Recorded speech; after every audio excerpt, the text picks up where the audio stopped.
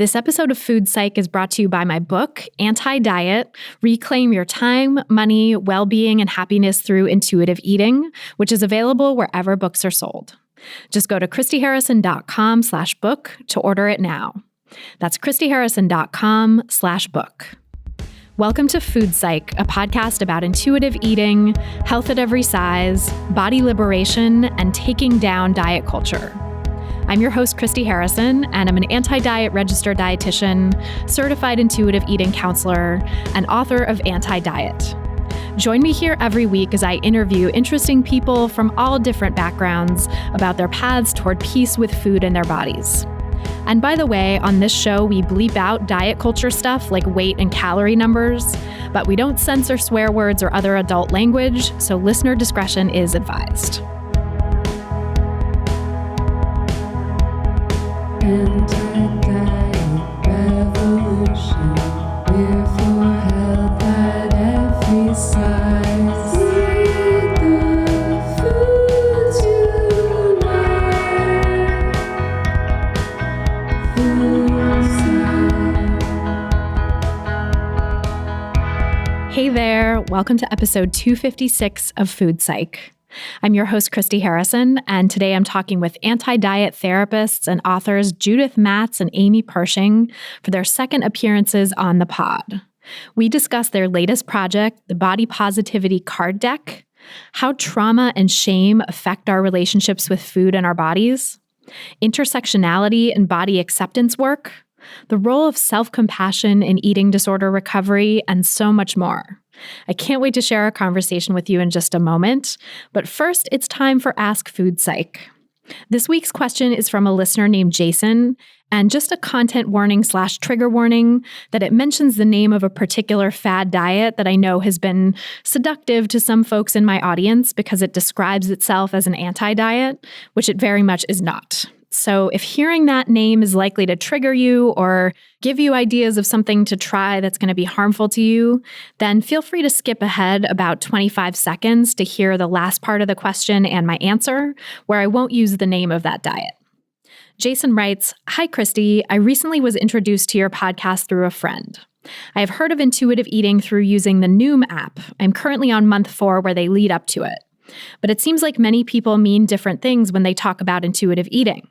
For instance, on Noom, I daily log food, weight, and count calories. But on Noom, they talk of intuitive eating as a way to look at food in a non-binary good versus bad way. However, you present intuitive eating in a more fundamentalist way, in the sense that counting calories and daily weight checks are to be avoided. Weight and calories are not useful measurements. There seems to be a spectrum of what people mean when they say intuitive eating. Is this just an old nutritionist term used in many ways? Or is this a message or term that has been hijacked in the nutrition and wellness marketplace? I'm kind of confused." So thanks, Jason, for that great question. And before I answer, just my standard disclaimer that these answers and this podcast in general are for informational and educational purposes only, aren't a substitute for individual medical or mental health advice, and don't constitute a provider-patient relationship. So this really is a good question, and the short answer is, as you say, intuitive eating is indeed a term that has been hijacked in the nutrition and wellness marketplace. So, for a deeper dive into this story, I'll say that the diet you're on has co-opted the term intuitive eating, as well as the term anti-diet, which is the title of my book, because these concepts have become popular right now among a generation that is sick of dieting and ready for something different. And diet culture wants to stay relevant and protect its bottom line by pretending it's not diet culture. And so that's why it co-opts these terms. This is something that I talk about at much greater length in my book, Anti-Diet, which I just mentioned. But basically, in short, the diet industry knows that it's in trouble with millennials who are skeptical of traditional diets. And so it's co-opting terms like wellness, body positivity, and even anti-diet and intuitive eating to try to capitalize on the support that those concepts have among millennials and thereby increase the audience and the customer base of diet culture and keep them buying for a long time. Except the diets themselves are very much still the same, even if they're dressing themselves up in new language. So this diet that you mentioned, Jason, targets millennials in all of its marketing and calls itself an anti-diet, except as you point out, it still has you log food, weight, and calories, just like the diets that so many of our moms did in the 80s and 90s. Sure, they were logging them on paper instead of in apps, but it's the same exact thing with the same dismal results, unfortunately, as any other diet.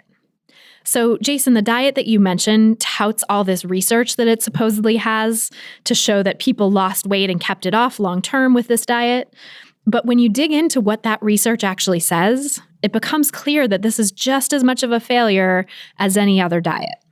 So fellow anti-diet clinician and writer Alexis Conason wrote a great piece about this particular diet in Psychology Today, which we'll link to in the show notes.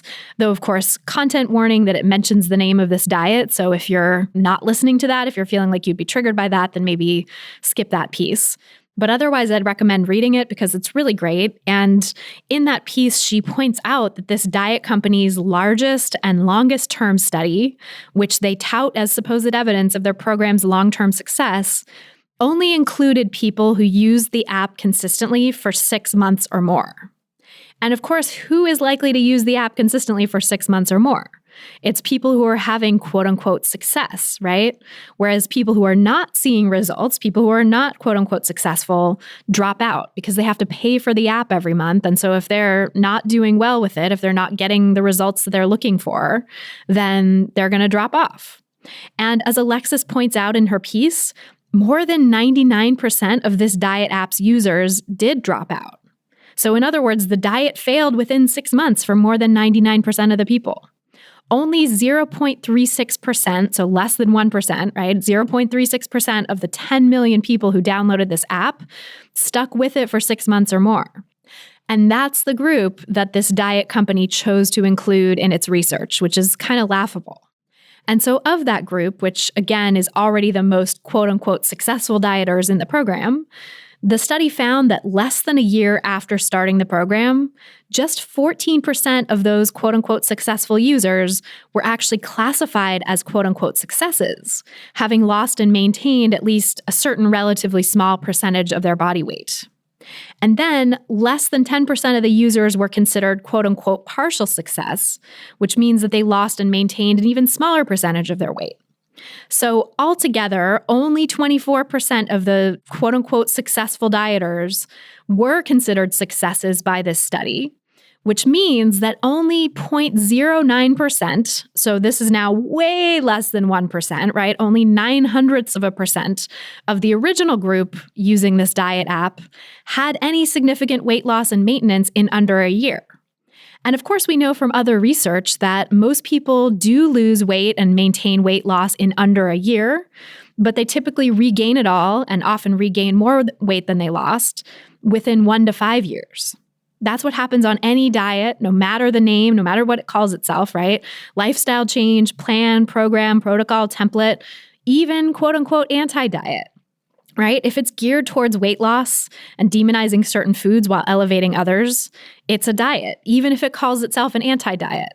And by the way, nothing that calls itself an anti-diet actually is unless it's anti-diet culture, right? Unless it's against the system of beliefs that worships thinness and equates it to health and moral virtue, that promotes weight loss and as a means of attaining higher status, that demonizes some foods while elevating others, and that oppresses people who don't match its supposed picture of health and well-being. Those are the 4 hallmarks of diet culture. And if you're anti-diet culture, then you can call yourself anti-diet, right? But it's not anti-diet to be promoting weight loss and to be telling people what foods are good and bad to eat. This diet has a traffic light system telling people that some foods are red and should be avoided, and some foods are green and good and should be eaten. And so that is diet culture in a nutshell. And by the way, I talked about the science of diet failure in my Q&A in episode 172, which we'll link to in the show notes. So you can check that out for more information about the failure rate of diets and the fact that all of these different diets, no matter what they call themselves, have this astronomically high failure rate. And I also go into a lot more detail about that science in my book, Anti-Diet, where I trace the history of decades worth of scientific evidence about this astronomical failure rate of diets. So that's what I have to say about that particular diet, right? It is a diet. It's not intuitive eating. It's not an anti-diet. And it very much has the same failure rate, if not a worse failure rate, honestly, than a lot of the other research that's out there on diets. And so now I want to turn briefly to just defining what intuitive eating is and isn't. I think it's interesting in your question that you say my way of presenting intuitive eating is fundamentalist. And I'm not sure if you mean that in a religious sense, or if you say that because you've heard I teach a course called Intuitive Eating Fundamentals, which I do. But actually, the primary meaning of fundamental is serving as the foundation or basis, right? It's foundational. Also, serving as an original or generating/primary source. Right? And so in that sense, the word fundamental is related to the word radical. They both have to do with the root or the origin of something. And the origin of this concept of intuitive eating is two dietitians, Evelyn Tribole and Elise Resch, who've both been guests on this show, who trained me and mentored me in my becoming an intuitive eating counselor. They wrote the book Intuitive Eating way back in 1995, and they've published multiple revised editions since then, including this year's 25th anniversary edition, the 4th edition, which Evelyn is going to be coming on the show to discuss in a few weeks, actually. And, the book Intuitive Eating has changed a lot in the 25 years since they first wrote it, as Evelyn and Elise have gotten more versed in health at every size and the anti-diet movement. But the first principle of intuitive eating has always been, for those 25 years and counting, reject the diet mentality, which means rejecting scales, rejecting weighing yourself and defining yourself by the number on the scale, rejecting calorie counting, rejecting intentional weight loss in general. Since its inception, the intuitive eating approach has never included dieting behaviors like that and has explicitly opposed them and said that getting rid of those, rejecting that mentality and those behaviors is the key to healing your relationship with food. Because you can't truly reconnect with your body's intuition about food and movement if you're trying to shrink it or police its intake. And of course, Tribole and Resch's paradigm is actually based on the intuitive eating that we're all born doing. Right? That free and easy relationship with food that babies and toddlers have before diet culture takes over and disrupts their innate connection with their body's cues and desires for food, which unfortunately is happening younger and younger these days. But that innate practice of intuitive eating certainly doesn't involve scales or calorie counting or food logging, right? Quite the opposite. It's free, it's easy, it's instinctive, it's not at all bound by these rules and these harmful and weight stigmatizing beliefs. So at its roots, right, at its fundamental level, intuitive eating definitely isn't compatible with this particular diet or with any diet. Right? It's a fundamentally anti-diet approach, as the subtitle of the 25th anniversary edition makes clear, right? It actually says a revolutionary anti-diet approach. So I hope that helps clarify the true meaning of intuitive eating and the reasons why it just is not compatible with this diet or any diet, even if diets try to co-opt it and use its language to sell their product to people. And a little heads up, there's something to listen for in the episode with Evelyn that's coming up in a few weeks. I think it'll be like 3 or 4 weeks from when this episode airs. But she talks about this a little bit towards the end of that interview. I asked her about what she's doing about the fact that diet companies like this one are trying to co-opt the name of her book and the name of her paradigm. And she had something really interesting to say. So just a fun little flag to listen in a couple weeks for that. So I hope that's helpful. And if you want to submit a question to have a chance to have it answered on an upcoming episode, you can go to christyharrison.com/questions. That's christyharrison.com/questions. And then if you want to ask me all of your questions and have me answer them every single month, a lot more quickly than I can here, you can come join my online course, Intuitive Eating Fundamentals. There I do a monthly Q&A podcast just for course participants, where you get to ask me all your questions and listen to hundreds of answers I've given to other people already, so that you really get all of the little sticking points and nuances of intuitive eating addressed, really anything you can think of and anything anyone else has thought of, hundreds of other people in the course have thought of already to ask. It's all there in this huge library of content that you get just by joining the course. You also get 13 modules of audio and written content teaching you the fundamentals, right? The principles of intuitive eating, the foundations. Plus, you get to be part of a private community forum just for course participants, where people get to have daily guidance from me and my team and each other, and really walk the anti-diet path together and help each other through all of the sticking points that come up. If you're ready to break free from diet culture, reclaim the life it stole from you, and join a community of hundreds of other great people who are on the same path, you can learn more and sign up for the course at christyharrison.com/course. That's christyharrison.com/course. This episode of Food Psych is brought to you by my book, Anti-Diet: Reclaim Your Time, Money, Well-Being, and Happiness Through Intuitive Eating, which is available wherever books are sold.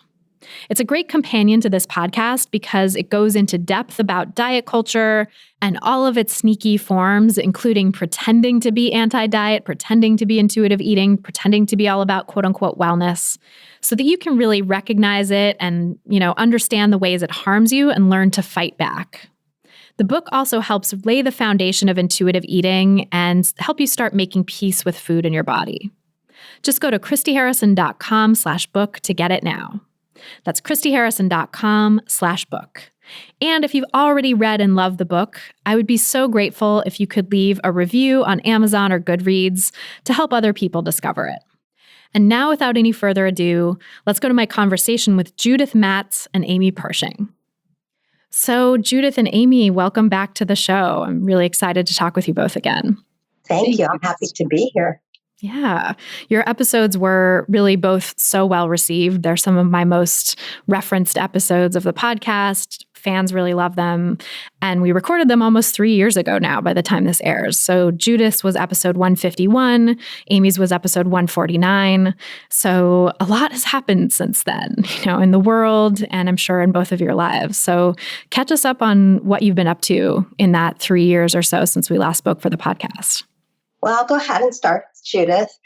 Gosh, I guess it's been about 3 years ago that I started doing something I have always wanted to do. I was waiting until my kids were grown up and out of the house to be able to do more professional speaking. Well, up until COVID, going around the country and speaking to professionals. And so when I'm speaking, I've found that a lot of the people who show up, the therapists and the dietitians, mostly, sometimes there's nurses or yoga instructors, but often they're there for professional reasons, but they're also there because they're struggling themselves. And so I get this full day to do a training with them and take them kind of from the start of Diets Don't Work, really through, looking at systemic oppression, fat phobia, health at every size. And it's just so cool to watch the transformation. And so I feel just really good about that, because it also means that when people are seeking providers, hopefully more and more, not just because of my work, but because of the work of so many people, that we have more professionals who offer their counseling, their services from a health at every size, anti-diet perspective. So that's been just something I've loved doing. And now with COVID, I'm doing trainings on Zoom. I'm working from Zoom just like everybody else who does this kind of work. The other thing that I love to write, and PESI does these card decks. And so that's been my project. That's how Amy and I ended up here with you today. But we've collaborated with PESI to create a card deck around strategies for healing from internal weight stigma, the weight stigma out in the world. And I know we'll be talking more about that today. So those have really been the big things I've been doing professionally. With COVID, life has changed for myself, just like everyone. And so I'm getting used to working from home, which has been mixed. I miss being able to hug people I love. But I've also found some upsides in terms of being able to just slow down, do some more reading, and I'll just hang in there until it's over the best I can. So that's kind of what I've been up to. Yeah. Thank you for sharing. What about you, Amy? What have you been up to in the last 3 years? It has been a busy last 3 years, actually. When you asked the question, I started really thinking about what I've been doing since we last talked on the podcast. And it's been quite a journey. It was actually just about 3 years ago that I started taking, it was maybe a little bit more than that, but I started doing some trauma training. And most of what I treat is binge eating disorder. And I have a center that treats binge eating disorder specifically. And I was taking some trauma training with Bessel van der Kolk, actually. And I was really beginning to see how a trauma lens can really impact healing from binge eating disorder. So really these last years have been learning more about that, learning how it really changes the perspective that I had on binge eating disorder. And so in the process of that, my colleague Shavis Turner and I wrote a book about recovery from binge eating disorder. And writing that book was an incredibly powerful experience for me professionally, but also personally. It really helped me to do some healing that I needed to finish. And also, I think, help my clients to a next level. So that's really been a lot of the work that's been in the forefront for me. And, I'm also doing virtual work. Our center is all virtual sessions at this point. And I do miss, too, being able to be with people in the room. But what I have certainly taken away from this experience so far is I have binge eating clients from all over the world, and I'm seeing the tremendous commonality in how people's relationship with food helps them survive. So I feel like the next project that I'm thinking about is looking kind of cross-culturally at binge eating. So I'm kind of moving in that direction. And then also just personally, my husband does in his job, he works with computers, but he's doing diversity and inclusion trainings, and I'm helping him with that. So that's really been a neat thing to be working on as well. So it's been a lot. There's been a lot going on. And then I've been able to work on this card deck with Judith, and that's been a delight. We've been trying to find something on which we could collaborate for some time. So I'm really excited to have been able to work with her. I think that's fantastic, Amy, that you're doing this training in trauma and bringing that into your work with eating disorders, because there's so much of that that's needed, I think, in eating disorder recovery and bringing a trauma-informed lens to not just formal eating disorder treatment, but also like diet culture recovery and understanding the trauma of fat phobia, the trauma of weight stigma that people go through. Such a huge piece of this healing. Absolutely. I think that empowerment model is so helpful in those pieces as well. Yeah. I would love to talk more about that and how you've brought that into the work you've done in this card deck too. Really excited to dig into that. It's kind of like a book. I honestly, when I saw it, I was like surprised that, it had so much depth and meatiness in a card deck, because it really packs a lot in. And, it's kind of like journal activities, like 50 plus journal activities for people to do to like unpack and explore their relationships with food in their bodies. I'm curious how you came to collaborate on this project and how you decided to do a card deck in the first place, as opposed to more traditional book or workbook or something like that. I've done a lot of work with PESI, and they love publishing card decks. They have a variety of them. And so I had talked with them a couple of years ago about the possibility, but we just hadn't moved forward. And as Amy and I, like she said, we've been looking for something to collaborate on together. And it was just the perfect project for us. And so we presented it to them. We gave them a proposal, and they were excited. And to our surprise and pleasure, they were very supportive, because some of the things we talk about around weight stigma, health at every size, are not necessarily mainstream. And they're, a big company, and they've just been so receptive to the ideas that we've talked with them about. And we really appreciated that support in moving this project forward.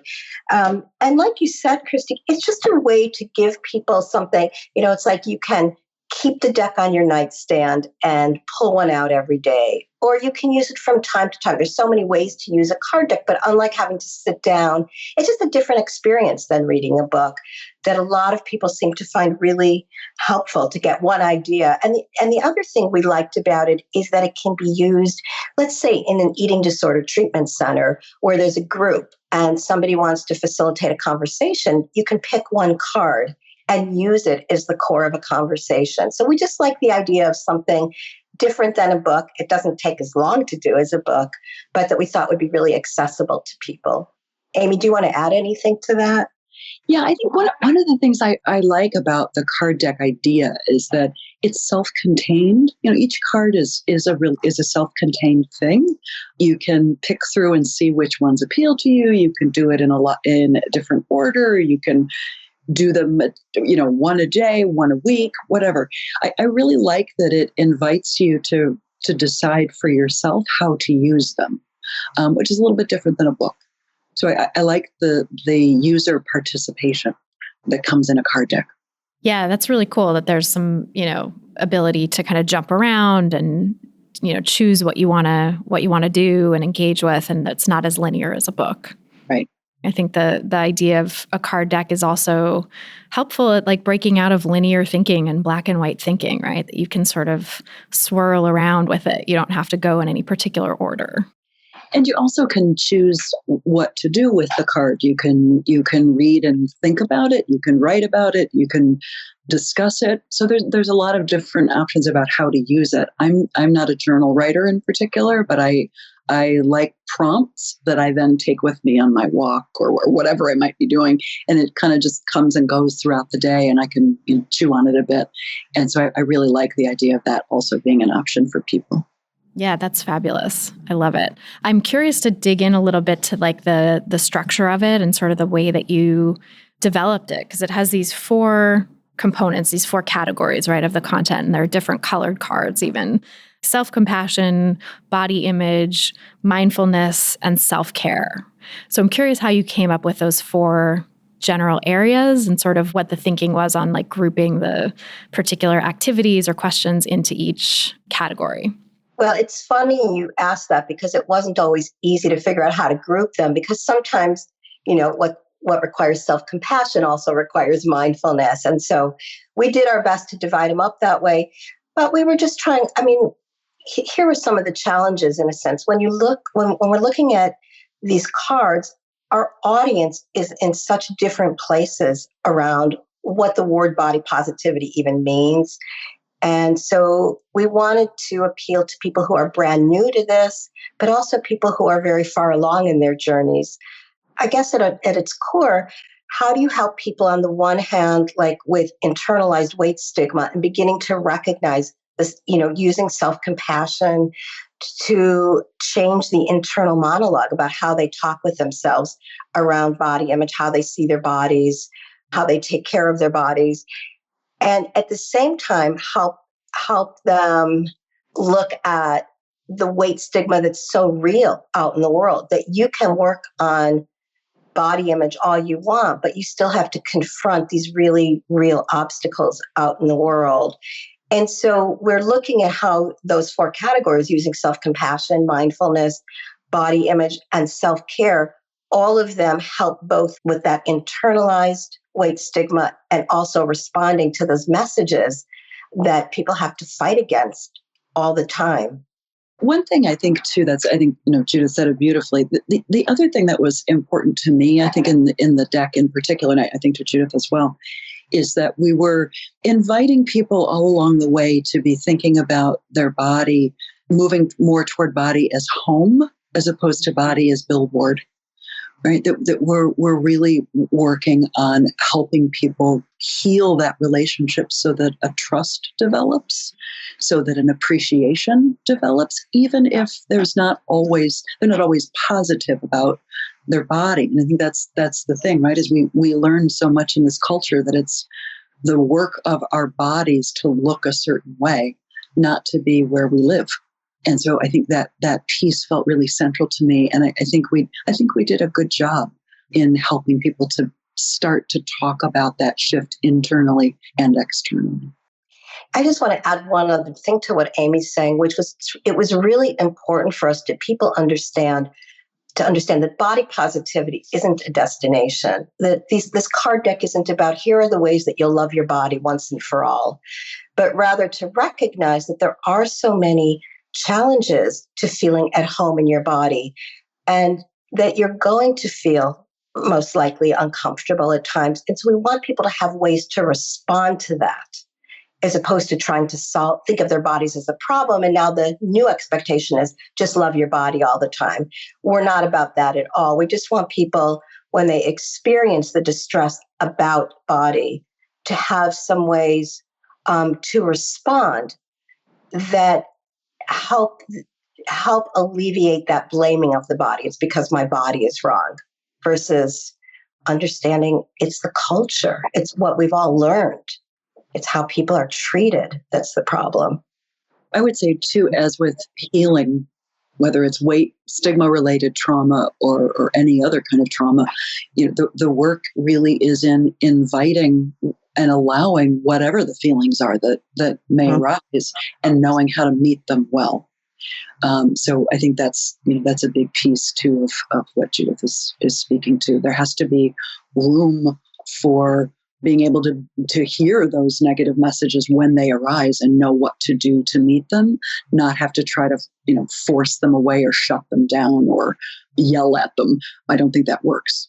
The other thing too, I think that's important in working with body image and body positivity is looking at what are the things in the culture that trigger these messages for us, but also what are the internal things? What in our own world, maybe in our own trauma history, triggers body shame?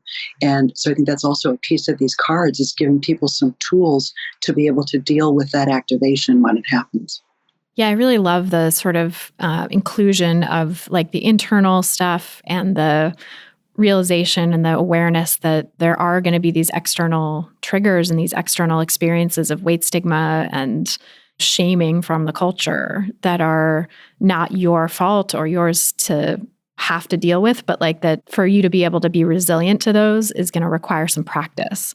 And so there's this nice interplay, I feel like, in the cards between the sort of personal and the cultural and the sociopolitical. I'm curious with the term body positivity, it's called the body positivity card deck. And you alluded to this a little bit, that it's not just about being positive about your body all the time, loving your body all the time, right? I'm curious what body positivity means to you and why you chose that term as opposed to something like body love or body respect or, like all the different flavors. Like, what is it about body positivity that feels useful? In thinking of a title, it's always complicated because you want to speak to the broadest group of people. And, body positivity, that term we know has come under a lot of scrutiny and criticism in terms of not taking into account where body positivity started from, more, that it was more about fat acceptance, Black, queer women talking about their bodies. And, over time with Instagram, it became about white women, cisgender white women, being a little fatter. And so a lot of people have rejected the term body positivity, and we understand that. And yet at the same time, there are people who have never heard of any of this. And so a term like body liberation, they wouldn't know what we were talking about. So we chose the term body positivity as the broadest way to encompass the ideas in the cards. But Christy, you may remember we actually have a card that talks about the term and suggests other terms people use: body neutrality, body trust, body respect, body confidence, body liberation is other options. Our audience isn't one, it's just not one thing. People come at this from such different places. And so we respect that people prefer different terms. From the publishing point of view, this is what made the most sense. I would agree with Judith. I think for me, I was a holdout because I'm one of those folks who was not crazy about the term to start with. I think partly because a part of it is just my own experience of the term. This sort of idea, it seems that it implies that you're supposed to be positive, that is, happy about everything about your body all the time. And first of all, I don't think that's possible. And secondly, I don't even think that's the goal. right? It's not our body's job to be something about which we approve.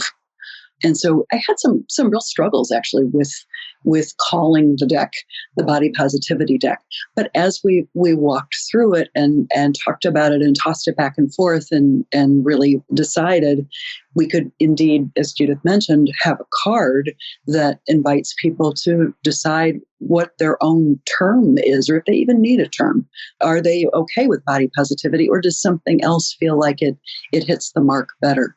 I feel like it allows us to get the information out to the biggest number of people.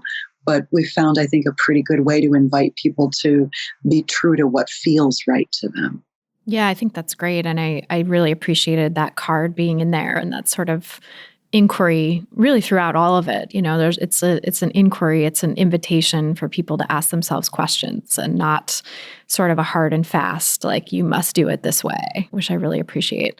And I mean, I know from experience, the whole titling a book in the publishing field is a complex process. And we went through so many iterations before landing on anti-diet for my book. And the subtitle tries to capture some of what the initial title and subtitle had captured, which sort of ended up being left on the cutting room floor, which was like, diet culture is a life thief. It steals your time, your money, your well-being, and your happiness. And, it ended up being anti-diet, reclaim your time, money, well-being, and happiness through intuitive eating, which some people, interestingly, in the reviews are like, it doesn't really tell you how to do intuitive eating. I want my money back or whatever. And it's like, well, that's actually not what it was meant to do. It's just that's the subtitle that it ended up having after the book was written. And, it's just so interesting how these things get titled and then what comes of those titles. And that you can't please everybody. Exactly. And to try to get everything into a small, cover of a book or a card deck or whatever is just impossible. So what's the word or phrase that's going to be the most impactful, that's going to draw in the most people, that's going to make them the most curious about what's inside? That's really the goal of the title, right? It's just to get people to read it. In my book, just as to go along with it, they asked us to use binge eating disorder as the first part of the title. Like that was their sort of, they made that a condition. And so we had to start with it that way because they knew that that's how people would find it. And so, that wasn't the book, or that wasn't the title that we started with. But as it's turned out, they were correct. That's how people have been able to find it. So I get it. Yeah, the keywording process is so important in publishing of all kinds these days. And it's like takes away some of the creativity, I guess, in some cases, but it also brings the most people to the content. So yeah, it's such a dance. Yes. I really appreciated, the sort of lack of black and white thinking, the nuance in this card deck. And that extends, I think, too, to like thinking about intersecting identities and how things like experiences of racism and weight stigma and chronic illness and disability, how all of those things might impact someone's ability to be positive about their body, right? And whatever that means, or to have like a positive regard to their body. And I appreciated the questions that you had sort of surrounding those ideas in the deck. Do you want to talk a little bit about what some of those inquiries are that you invite people to do with regards to intersecting identities and how that might impact their relationship with their body? One of the things that struck me, this was some years ago, I was reading Sam Dillon Finch, who's a transgender man, and he was writing, I don't remember the name of the specific article, but I think it was in his blog, Let's Queer Things Up. And he was just writing about finding a home in body positivity when it came to weight. I hope I'm getting this right, but it was finding body positivity when it came to, size and shape in that movement, but not around being trans. And then in the trans community, finding acceptance around that, but not around body shape and size. So, this idea of what does it really mean to be at home in your body? We typically, at least for me, having started this work as an in the non-diet field, it always meant about size and shape. And I just found it very moving the way he wrote about it. And I was speaking at a Psychotherapy Network conference, doing a talk on moving from body shame to body positivity. And so I read a quote from his article. And I just remember at the end, somebody in the audience came up to me and gave me a big hug and said, "Thank you. This is the first time I've ever had that intersection acknowledged." And it was just a very moving moment. That has just always stuck with me. I mean, there's so many other ways, but that intersection has really stuck with me. And we wanted to make sure that was included in the cards.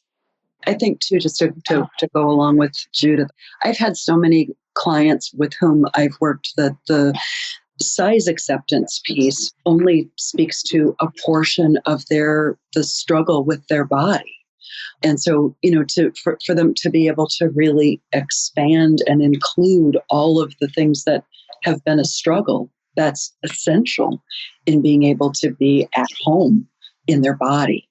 I have clients who are athletes in different size bodies and different shapes, and have had to really figure out where they, there's this constant idea of having to figure out where they belong, what category they're in, because we categorize everything. And so I think just trying to be sure that the cards allow people to begin to create some fluidity in there to include all of the aspects of who they are when they think about their body as being their home felt like a really critical goal.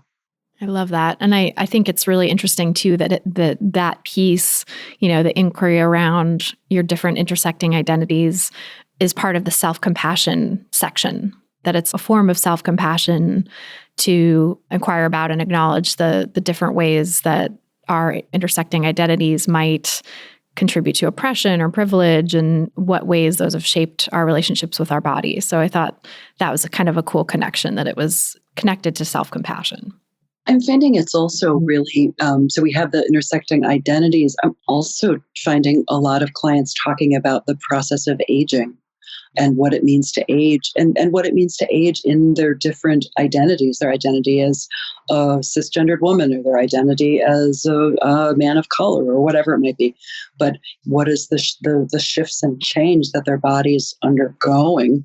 How does the culture tell them to believe, or tell them what to believe about those changes? So that's also been another piece that I think we've tried to include, those inevitable changes that will happen in our bodies. Yeah, I think that's so important in diet culture, which really denigrates aging. And that's related to the larger patriarchal culture and beauty culture too, right? That aging is seen as such a bad thing and something to be avoided, and that people who are older are really marginalized in a lot of ways. But I think that's often left aside in discussions around intersecting identities. So I appreciate that you two foregrounded that in the card deck. Yeah, and the younger body, gets associated with the thinner body. And so there's just not enough support out there that as we age, our bodies change. And women, we start to develop bellies in different ways. And I mean, our bodies change. And I remember just watching a commercial about just do this and you'll get rid of that belly, as if that's what you're supposed to do. And wouldn't it be nice if there was more out there to support? Of course, your body's changing. Let's celebrate it. We celebrate bodies changing, around perhaps puberty or pregnancy. And we act like that's not supposed to keep, all of a sudden you're supposed to freeze in time and not keep changing. Well, and I think too, it speaks, there's an extraordinary amount of money being made on, trying to make us all look young and white, and this very particular kind of paradigm of beauty. And so there's, if we're sold that that's how we're supposed to look and how we're always supposed to look, there's a tremendous amount of money to be made from shame. Yeah, I loved how some of the questions really zeroed in on that, looking at who benefits from you believing this about yourself? Who taught you to think this way? Why would it be in their best interest to teach you to think this way? I think that kind of media literacy and diet culture literacy is really helpful for creating a little bit of distance between yourself and those beliefs.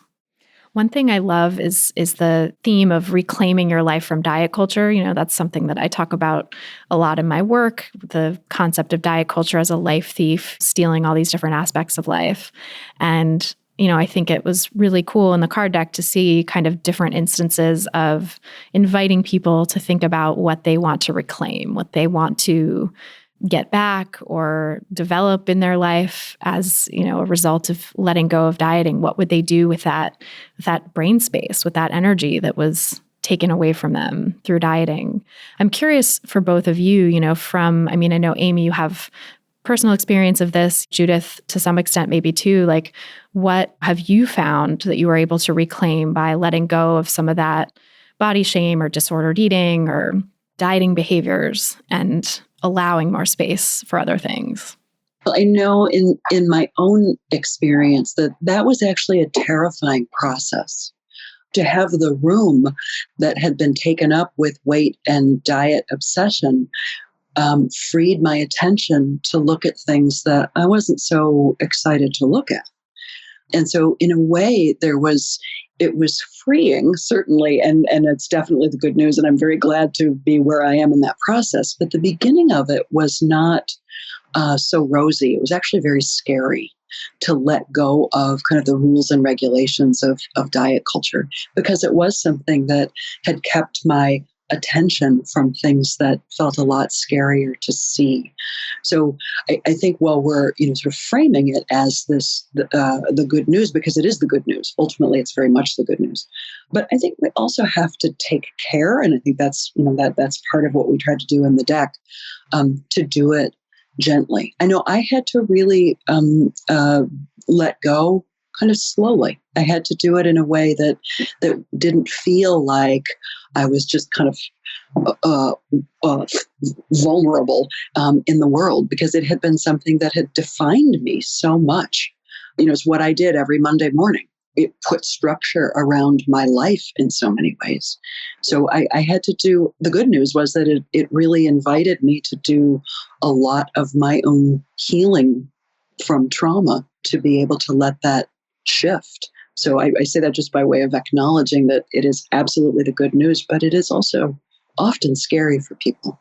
Yeah, I really appreciate your acknowledgement of that. And I feel like that's something that, as those of us who get further and further away from it and more invested in, like, how cool is this that I'm reclaiming all this stuff in my life? It can be easy to lose sight sometimes of how scary it was in the beginning and how much stuff that you didn't want to look at it kind of unearthed, because that was my experience as well. And moving away from dieting and disordered eating was like, then I was having to sit with trauma recovery and, dealing with a lot of buried emotions and things that I wanted to run away from and was finally forced to confront. And that was hard. It was very, very hard. Right. But in that process, of course, as we know, coming out the other side, it is the most important work of our lives. I mean, as you're saying, Christy, in your book, I know you say this, that it really is about being able to live your authentic life. It is that mission critical to be able to challenge this, because it takes our heart and our spirit and our psychological space away. It is absolutely a robbery. So my experience is different than Amy's, and I want to start by just acknowledging my thin privilege and all that I get from that. And one of the things I don't get is weight stigma, feeling that I don't have access to certain things because of my body size. But that didn't protect me from dieting when I was younger, because that's the culture. That's what girls did. That's what helped me feel connected. I felt left out when I wasn't dieting. And so I started, and the years I spent, unfortunately, it was a very short period of my life, about 4 years. But I was completely obsessed with food, preoccupied, desperately trying not to eat, sitting up in my room with the door closed when my mom was making something delicious to be in control. And then I was binging, and it was distressing. I didn't understand it.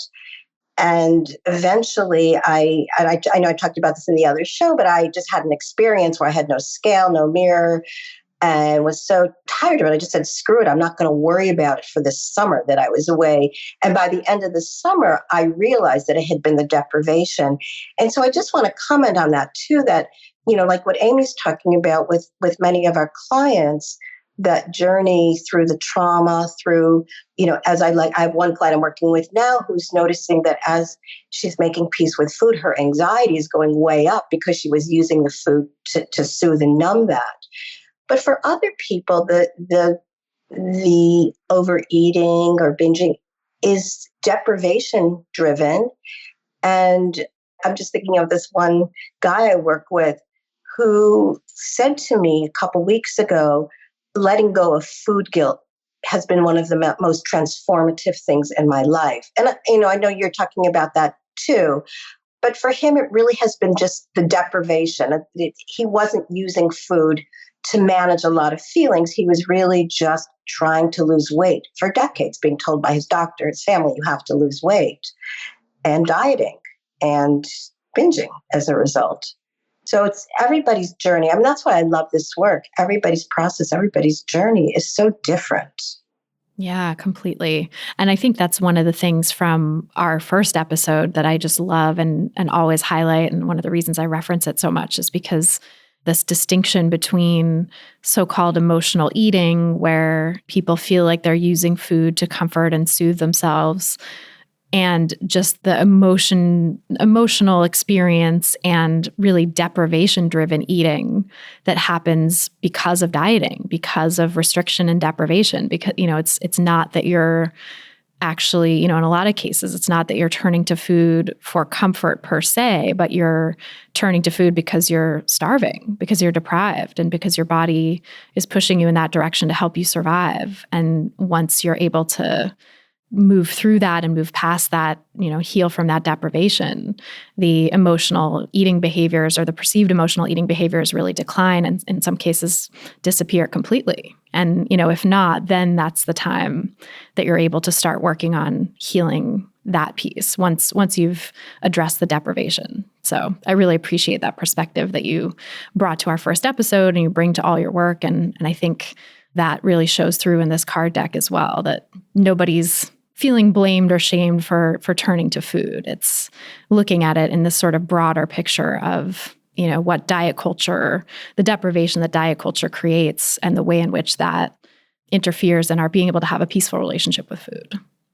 Something else I just want to add, and Amy, I don't know if this is your experience, but I imagine it is. I find that when I work with people, helping them with the eating part of this work, ending the dieting and making relative peace with food comes much more easily than the body work, than feeling at home in their bodies.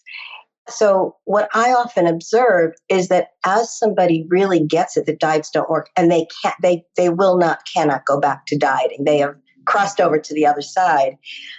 That's when they tend to go deeper in the body work, body positivity, body image, whatever we decide to call it today.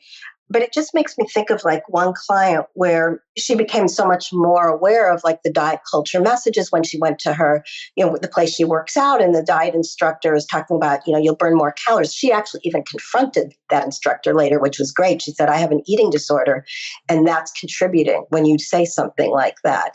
And then she also did that work of looking at like the idea of internalized weight stigma, how all those, she wasn't born thinking one size body is better than another, but where did she learn it? And this is where something kind of we mentioned just earlier in the show today, that there are deeper reasons that people hold on to the internalized weight stigma. And it makes me just think of this one client of mine, this is the one with the exercise instructor, where she also talked about how her mom was super critical of her body. And so we started to look at, where did your mom get that from? And we looked at how that was passed down to her mom. But she also came to realize that her mom is critical of everybody. So if it wasn't about weight, it would be something else. And that those criticisms from her mom were really about something about her mom's personality and not really about her and her body. And I know sometimes that's hard to separate and it's still hard to reject it when you hear it, but it put her in a much stronger position when she heard those comments to think, that's my mom. That's just who she is. I'm still taking care of my body. I like the way I feed myself. I like the way I move. And this is just this is where my body lands when I do that. And that really helped to strengthen her sense of herself in her body. That is really fascinating. Amy, did you have any sort of perspective from clients that you wanted to share there? Most of the clients that I see are, because that's what I work with specifically, I work with binge eating disorder and trauma. So most of my clients are coming from some kind of trauma history. And one of the things that I find in my work is that there's, so much of the shame around trauma coalesces in their relationship with their bodies. And so, those shame narratives, really that the relationship with the body is in many ways kind of the playground. It's a strange way to say it, I guess, but sort of the playground for the shame that's actually connected more to trauma.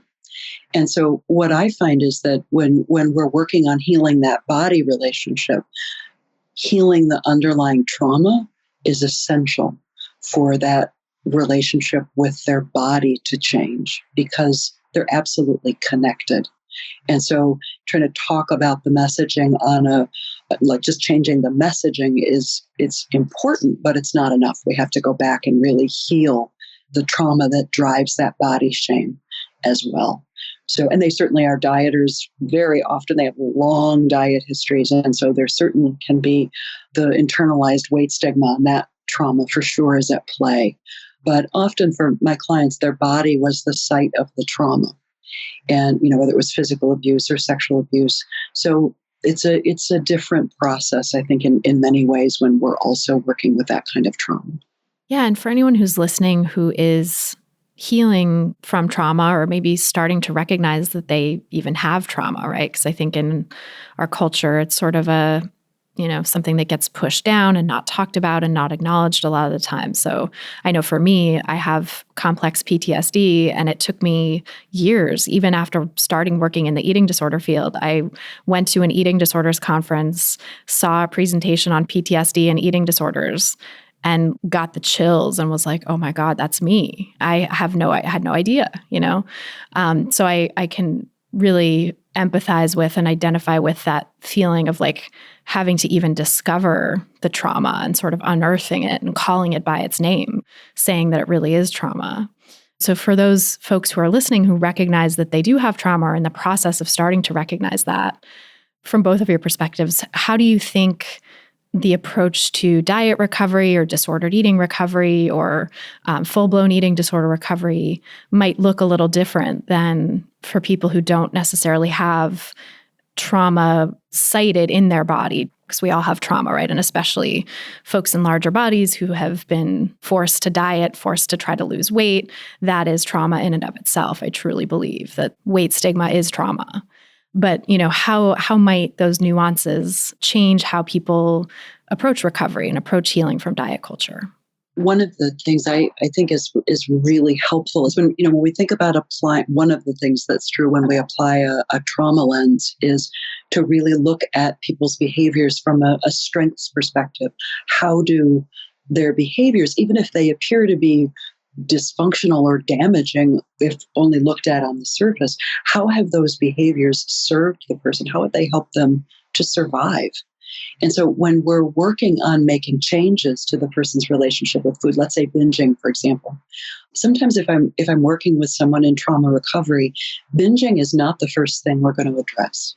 That relationship with food might need to stay in the toolbox actually for a while we're working on building other strengths, so that the parts that go to food in order to be safe have to know that there are other things in place that will protect them before they're really willing to make that change. Same thing with body shame. We sometimes really have to have enough undergirding coming from a non-shaming space to be able to really start to let go of those narratives. Because when we're working with body shame, we're really working with the shame of the trauma as well. So we have to be really careful. So I think it's just a little bit more, we have to pay attention to how shifting the relationship with food or body shame might change the system and that system's historical way of protecting itself, even if it's dysfunctional on the surface. And now we're back to the topic of self-compassion, because I think in what Amy's describing, helping our clients have compassion for their need to use that, to use the binging, for example, that's actually been there to help them all along. Because so often they're, like Amy said, they have history of decades of dieting and thinking, what's the matter with me? And appreciating how that reach for food has saved them. It's helped them survive so that they can, like Amy said, start to focus on other things is so important. And it's really lovely to see when people can at least start to appreciate instead of yell at themselves, shame themselves for that behavior. Yeah, that's so huge. And self-compassion, I know for me, was such a huge part of my healing and early work in being able to even acknowledge the trauma, was having that self-compassionate base from which to inquire and not feeling like I had to be so defended all the time. And yeah, I'm really struck by this sort of idea that the defenses might need to stay there, right? The coping mechanisms might need to stay in place until someone feels ready and safe enough to start to let them go, or even to start to just look at how they might let them go. And it's not going to be this overnight thing. I get a lot of questions from people and, have clients who say they've been working on this for so long. They've been engaging with so much content and so many, reading all the books, listening to all the podcasts, doing all the things, right, to try to heal their relationship with food and break free from diet culture. And they just don't understand what that missing piece is. And they're so frustrated with themselves and really not coming from a compassionate place. And, I wonder if in a lot of those cases, the missing pieces are, self-compassion, but also this sort of awareness of the trauma that's underlying everything, and the recognition that maybe it's going to be a much, much slower process than you want it to be. And that's so frustrating, I know, but, sometimes it has to be in order to be safe. Yeah, Christy, I'm so glad you brought that up in that way, because I see so many clients who have been in some form of eating disorder recovery for years and have never really touched the trauma work. And so they keep really circling back to those behaviors. And there's this whole sort of self-blame energy, of course. Why can't I just why can't I use the tools? Why can't I do X, Y, and Z? I know what the answer is. Why can't I apply it? And that's, when we're asking that for a long time, when we have answers, but we're not taking those answers in, very often that means there's unresolved trauma. There's work there that has to be done. So it's also part of why I'm really excited to see in the eating disorder field more of an understanding of the nature of trauma. I also do a training for PESI, binge eating disorder recovery and trauma. And one of the things I say in that training is, if you treat binge eating disorder, you treat trauma. We really, and other eating disorders as well. I just happen to treat that one in particular. But I think we really have to be educated in that lens if we're not going to keep sending people out with really unfinished treatment. Yeah, and I think it's so interesting to talk about the role of trauma in eating disorders and disordered eating, because I think for a long time there was this, and we may have touched on this, Amy, I think in your episode a little bit, but there's this longstanding belief that trauma was sort of at the root of weight issues, right? Quote unquote. If people were larger bodied, it was because, it's this like Susie Orbach, 1970s fat is a feminist issue sort of belief that when you heal the trauma, you quote unquote release the weight. And I think that belief still persists in a lot of corners of the world. I'm actually glad you brought that up, because one of the things Amy and I have talked about is in the trauma field itself, some of the best leaders in trauma are fat phobic and are still using language that's weight stigmatizing. And so it's a real bind there too, that people, the very people who are supposed to help around trauma work, use language, use words that re-traumatize our clients. And we really need to help everybody understand that just because somebody's in a larger body doesn't necessarily mean they've had trauma, right?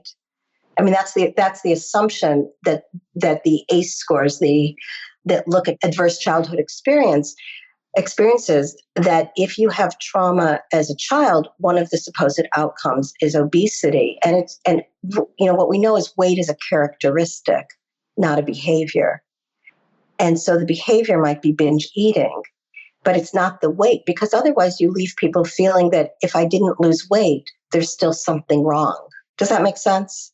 Yeah, completely. And that's exactly my take on that sort of style of trauma recovery too, is that it's so ignorant of the real, the realities that bodies come in all sizes. And there are people's bodies that are meant to be much larger and at the larger end of the weight spectrum. And there are also, as you acknowledge in the card deck too, there's lots of reasons why people might be larger bodied for variety of reasons in their own history or their family, their genetic lineage, all of it, right? And so by saying that if you're larger bodied, you automatically have trauma and you have to heal the trauma and then you're going to lose weight. And if you don't lose weight, then, your trauma recovery is not complete or something, or that you didn't do it right. It's just so hurtful. It does so much harm.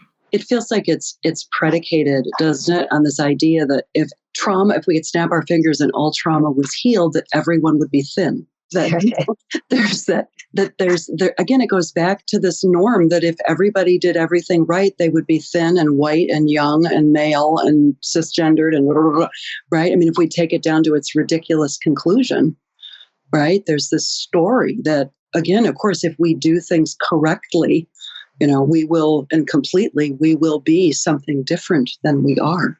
Yeah, that's so well said. It's like this unquestioned assumption in so much trauma work and in the culture at large that says, well, obviously you'll be thin and obviously you'll be, like Judith said, healthy and perfect and, whatever the Audre Lorde's mythic norm is, right? That it's not attainable for the vast majority of us. And so I'm curious for both of you then, when you do work with trauma, how you can help support people in kind of not going down that road and not thinking, oh, once I heal my trauma, I'll lose weight, or recovering from maybe having gotten that message from other therapists or the culture at large. I guess I would just say that from the beginning, when I start working with people, that's the message, that weight, like I said earlier, is a characteristic, not a behavior, and that we don't know where their body will land at the end of this, that I can't predict and they can't predict, and that there's no right weight to be. And so that I challenge along the whole way when I work with people, with anybody, trauma, and like you guys are, like you're both saying, most people who come in have some history of trauma, but no matter what, that idea that somehow solving trauma will magically change your body size, we confront that every step of the way. And I always suggest different readings, different podcasts. I'm always suggesting your podcast, Christy, because I think people have to hear that people have to come at this from all different directions, because they have so much to all of us to unlearn and then relearn. Yeah, and I would say along those same lines, I do that too. I really sort of set the stage from the very beginning to invite people to question everything that they've been taught about what's true about them, about what's true about the world, their family. Just like, let's ask all the questions. Where did a message come from? Is it, coming from a culture that stands to gain in some way? Is it legacy trauma? What is it what feels true to you? So the big part of treating trauma is being able to go inside and trust what we find and make room for what we find. And so that's woven into the work, right? I also find that, again, when for clients with trauma, when the shame really coalesces for them around body image issues, that when they have when body shame gets triggered, it's also often because the trauma is getting triggered. So I sometimes think of body shame as also a gateway to dealing with the more core shame narratives, which are, if I'm not a certain way, I won't be loved. That is the core narrative that underlies all of what we're talking about. Right? Ultimately, that is the bottom line. And that's where being at home in our own bodies is making space to be loved as is. Absolutely. And I think it's really helpful to think about it too as like a signal almost, that if you're having body shame get triggered, then maybe it's worth looking at what else is getting triggered, what trauma might be getting stirred up. And that it's not just about, I need to fix my body, as real as that feels in the moment, right? As much as it feels like, no, the problem is literally just my body, I swear. It's like, okay, but maybe let's take a step back and let's look at what could be underneath it. And that could be trauma from weight stigma, right? Just the mere trauma of living in diet culture, not the mere, but, the trauma that we share. I think that's that weaving back and forth, because on the one hand, I've talked about it before, just like people think about it, if I'm, who identify as emotional overeaters, what would I think about or feel if I didn't eat this right now? You can look at a negative body thought that way too. Like in that moment, what would I be thinking about or feeling? And that's what Amy's getting at, that underlying what got stirred up. Where did I feel disconnected or not accepted or loved?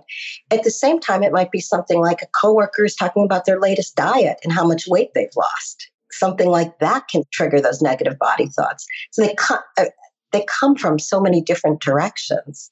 It's messy. It's messy. And I think that's a big part of why that trauma frame of building resiliency does become really important, because the messages do come from so many places. They come from our history. They come from our internalized voices. They come from our culture. So we do have to be able to hand that back when it doesn't belong to us. Oh, I love the way you said that. Hand it back. I love that too. Yeah, thinking about like what doesn't belong to me, and I'm just gonna give that back. Whose voice is this? One of you said that earlier too, right? Like it's like, oh, that's my mom's voice. I'm gonna just not them, not me. That's not me. Those boundaries. Boundaries are my favorite thing. Oh, I could talk to you both forever. This was so much fun, and really, really excited to share about the card deck and where people can find it and learn more about both of your work. So can you tell us all of that, where people can find you online and get the card deck? Sure. The card deck is easily available on Amazon. It's also available through PESI, PESI, and through the end of 2020, if you use the code positivity20, in capitals, you can get a 20% discount and free shipping. So I'll put that out there. My website is judithmatz.com. I'm recently on Instagram at judmatz, JUDMATZ. So I've just started posting. I'm having fun with that. And then for any of you out there listening who are professionals who need continuing education, I have a PESI course on emotional eating, chronic dieting, binging, and body image. I do them live every so often, but there's also a digital seminar. And so you can get a full day training with CEUs that way too. So those are the main ways to find me. And the best way to find me is through the website for my binge eating disorder program, which is thebodywiseprogram.com. And if you send a message through that to me directly, that will get to me. Awesome. And we'll link to all of that in the show notes too, so people can easily click through and find all of your work. And I'm so grateful for both of you and everything that you do. And it's always a pleasure to talk with you. Thank you for being here today. Thank you so much for having us. Christy. Thank you. So that is our show. Thanks again so much to Judith Matz and Amy Pershing for joining us on this episode. And thanks to you for listening. If you're looking for some tips to help you get started on the anti-diet path, grab my free audio guide, 7 Simple Strategies for Finding Peace and Freedom with Food. Just go to christyharrison.com/strategies to get it. That's christyharrison.com/strategies. If you've gotten something out of this podcast, please leave us a nice rating and review in your podcast provider of choice, and be sure to subscribe as well. You can see all the places to subscribe at christyharrison.com/subscribe. That's christyharrison.com/subscribe, or just search for Food Psych wherever you're listening to this and hit the subscribe button. To get full show notes from this episode, including all the resources we discussed, plus a full transcript, just go to christyharrison.com/256. That's christyharrison.com/256. And to get the transcript, just scroll down to the bottom of the page and enter your email address. This episode was brought to you by my online course, Intuitive Eating Fundamentals. If you're ready to make peace with food, break free from diet culture, and reclaim the life it stole from you, learn more and sign up at christyharrison.com/course. That's christyharrison.com/course. A big thanks, as always, to our editor and sound engineer, Mike Lalonde, our community and content associate, Vinci Chue, our administrative assistant, Julianne Watasik, and our transcriptionist, Mycroft Holmes, for helping me out with all the moving parts that go into producing this show every week. Our album art was photographed by Abby Moore Photography and designed by Melissa Alam. Our theme song was written and performed by Carolyn Pennypacker Riggs, and I'm your host and producer, Christy Harrison. Thanks again for listening, and until next time, stay psyched.